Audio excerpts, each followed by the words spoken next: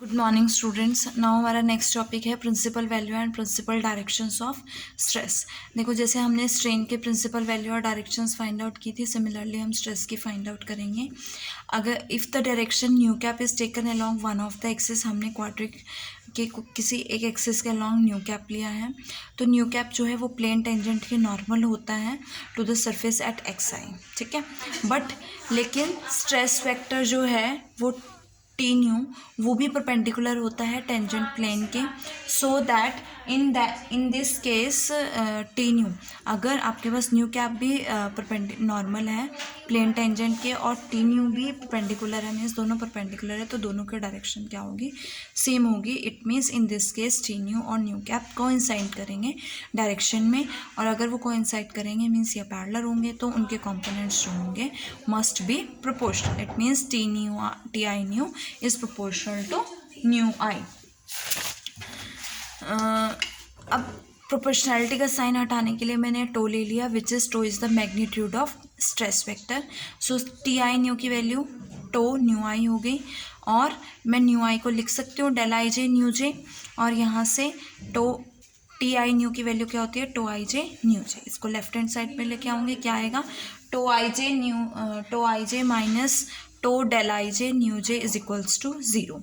अब जब यहाँ पे आप वैल्यूज सब्सटीट्यूट करोगे आई जे की 1 2 3 इंडिसेस, तो ये आपके पास 3 होमोजीनियस लीनियर इक्वेशंस इन 3 अननोन्स का सिस्टम बनेगा।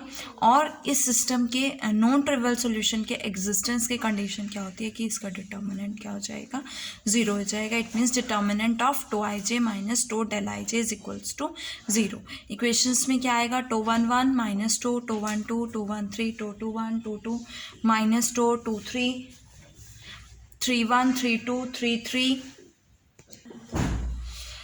तो यहाँ से हमारे पास इसका डिटर्मिनेंट क्या आ जाएगा, ज़ीरो आ जाएगा। सॉल्व करोगे इसे तो आपके जैसे आपके पास स्ट्रेन में इक्वेशंस बनती थी, इक्वेशन बनती है क्यूबिक, वैसे ही स्ट्रेस में बनेगी। सिर्फ वहाँ पे ई आई जे होता है, यहाँ पे टो आई जे होता है, और यहाँ पे इनवेरिएंट्स आपके क्या होंगे, ये होगा फर्स्ट इनवेरिएंट, जैसे वहाँ पे E11 plus E22 plus E33 होता है, यहाँ पे tau 1 1 plus tau 2 2 plus tau 3 3। Similarly second invariant and similarly third invariant, but these are the invariants of stress. Now the matrix tau I J is real and symmetric, तो उसके सारे roots क्या होंगे, real होंगे। So let tau 1 tau 2 tau 3 जो है उसके 3 real roots हैं। सबसे पहले हम टो को टो 1 पुट करेंगे, हमारे पास ये 3 इक्वेशंस बनेंगी। जब आप इन इक्वेशंस को सॉल्व करोगे न्यू 1 न्यू 2 न्यू 3 के लिए we get nu I dash. Similarly tau is equals to tau 2 और टो 3 के लिए हमारे पास न्यू आई 2 वेक्टर आएगा और न्यू आई 3 आई वेक्टर्स आएंगे, ठीक है। इसके कॉरस्पॉन्डिंग न्यू आई 1 ले लिया है मैंने, इसको लेट कर लिया, और टो 2 के एक कॉरस्पॉन्डिंग न्यू आई 2 जैसे वहाँ पे लिया था, और न्यू आई 3।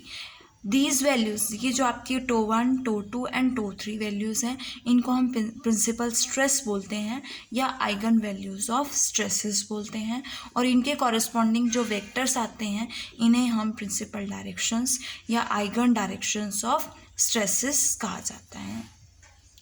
ये प्रिंसिपल डायरेक्शंस जो हैं वो म्यूचुअली ऑर्थोगोनल यूनिट वेक्टर्स का सेट बनाते हैं, और the plane normal to principal direction और इन प्रिंसिपल डायरेक्शन के नॉर्मल जो प्लेन्स होते हैं उन्हें प्रिंसिपल प्लेन्स ऑफ स्ट्रेस कहा जाता है।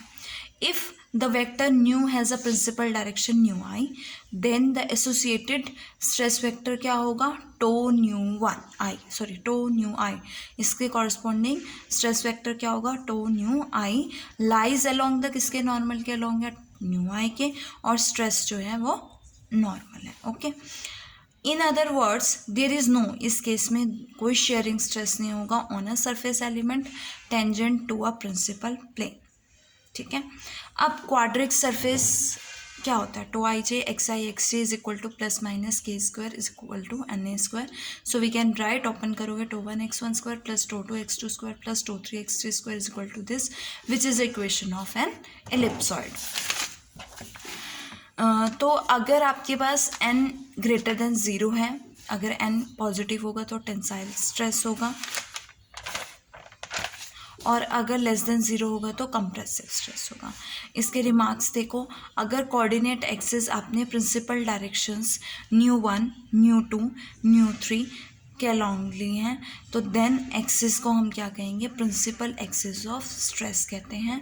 और T1 किसके इक्वल होगा, τ11, 0, अलॉन्ग x1 एक्सिस होगा तो y और x2 और x3 0 होंगे। सिमिलरली 2 के लिए 0, τ22, 0 और इस तरह से। तो τij इज इक्वल्स टू 0 है for i is not equals to j, और जब τij when i is not equals to j तो वो शेयर स्ट्रेसेस होते हैं, और इस केस में शेयर स्ट्रेसेस क्या हो जाते हैं, वेनिश हो जाते हैं और ओनली नॉर्मल स्ट्रेसेस रहते हैं। सेकेंड रिमार्क है, relation between the components of a stress tensor τij और प्रिंसिपल स्ट्रेस τα के बीच में ये रिलेशन होता है जो आपको याद रखना है। ओके, नाउ हमारा नेक्स्ट टॉपिक है maximum normal and shear stress, जो कि हम नेक्स्ट वीडियो में पढ़ेंगे।